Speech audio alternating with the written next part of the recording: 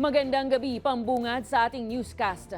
Inanunsyo ni Interior and Local Government Secretary John-Vic Remulla sa media briefing ngayong Martes na walang nangyaring pag-atake sa Senado nang sumiklab ang barilan doon nung isang linggo at hindi anya kailanman naharap sa anumang banta ang mataas na kapulungan sa kamay ng NBI agents.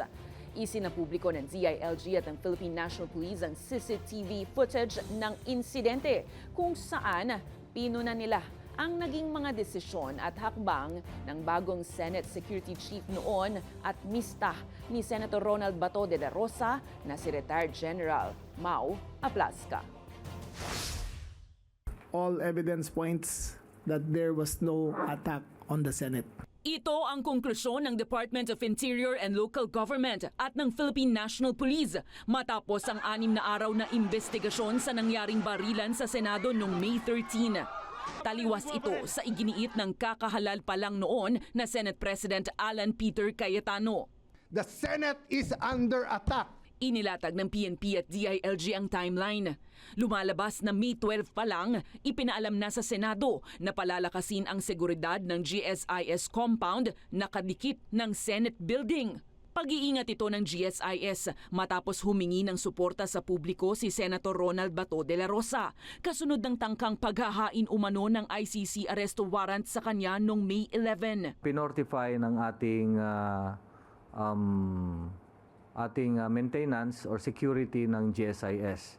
So yun po ay recorded and this is the proof. GSIS contains billions of pesos of worth of artworks that are displayed in their walls. Had there been an overflow of people going to GSIS, the losses would have been incredible. May 13 nang itaas ng GSIS ang red alert at pasado 6:00 naman ng gabi nang dumating ang hiningi nitong tulong mula sa National Bureau of Investigation. Ayon sa ebidensya, hindi tumapak sa loob ng Senado ang NBI agents. They were dressed as NBI agents, clearly identified, nakalagay, but none of them had tactical gear. Samantala, kinumpirma din sa CCTV at kuhang videos ng media ang ilang pangyayari. 7:44 p.m. nang ipag-utos ni Senate Security Chief General Mau Aplasca ang lock and load order o paghanda ng mga armas sa kanyang mga tauhan maging sa PNP at Marine. Did it in full view of the press. In normal situations, if there is a perceived confrontation, you will clear the building of all personnel because of possible stray fire.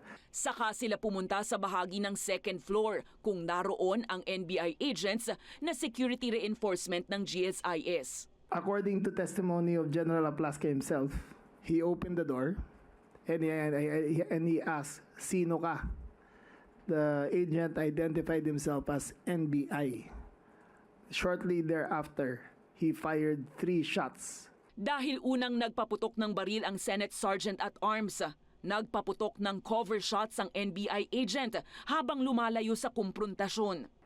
At this point, the officer in charge instructed the agents, do not engage. So, they retreated.